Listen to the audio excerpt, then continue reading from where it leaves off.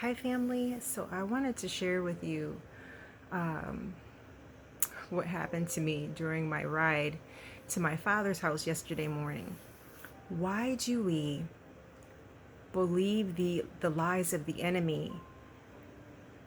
It's so easy to do that, but it's a challenge for us to believe what the Most High says about us, to us.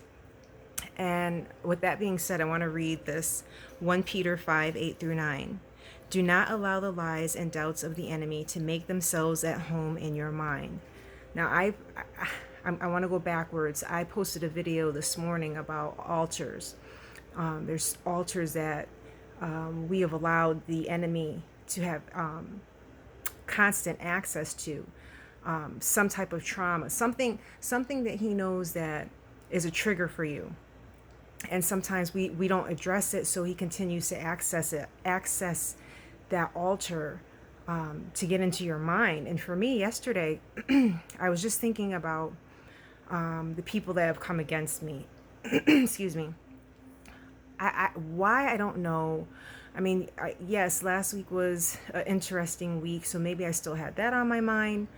But I just started getting into these negative thoughts during this drive, and I said, wait a minute, I'm not going to do this. I know what my Father, thank you, Holy Spirit, has told me, has said to me.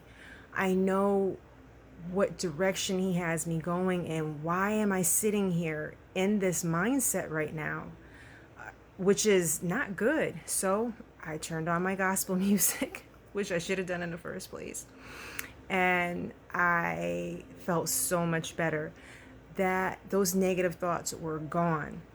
And so I have been asking the Most High to reveal my heart to me so I can address certain things that I don't even realize need to be addressed. And He has been showing me. And yesterday was a reminder of how there's still altars that I need to break down, because the enemy, wherever if he can't access you one way, he's got to find another. And if you don't address certain issues, certain things that you're dealing with, he's gonna continue to have access in those areas. I pray this makes sense. But I was like, why am I so quick to sit here and start listening and believing these lies? And for a moment I was, and I had to snap out of them and say, wait a minute. I know what my Father told me. I need to seek Him right now. I need to shut this down.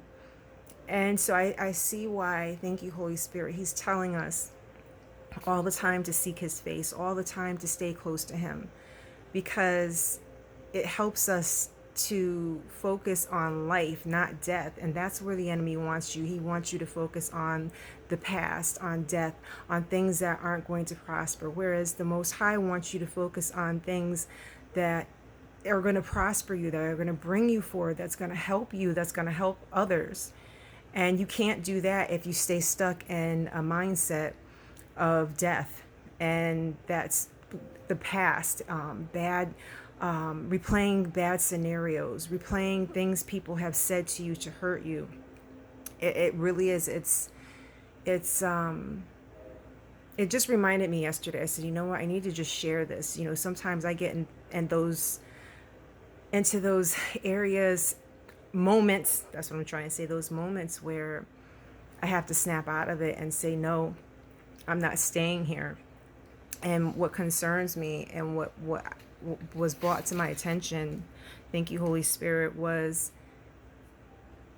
some people never realize that they are stuck in the space of negative thoughts, that they're speaking death, that they're speaking negatively, that they're not only shooting others, not shooting, but being talking about others in a negative way, and they're talking about themselves in a negative way.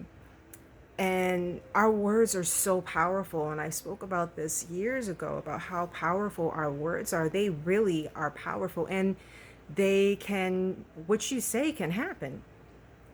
And so it's better for us to speak life over everyone, over everything, over ourselves in all situations, not speak death. And I think we just get so used to speaking this way that we don't even realize that we're doing something that's could hinder us. So I just wanted to share that. And again, I pray this makes sense. See, so this is something I need to address because there's been times, thank you, Holy Spirit, where I will hear something negative. The enemy's trying to convince me that this is not going to resonate, that it's not going to make sense. So that's something I've got to work on. I want to end with this. When the Most High brings, like I said to you, I'm asking him to reveal my heart.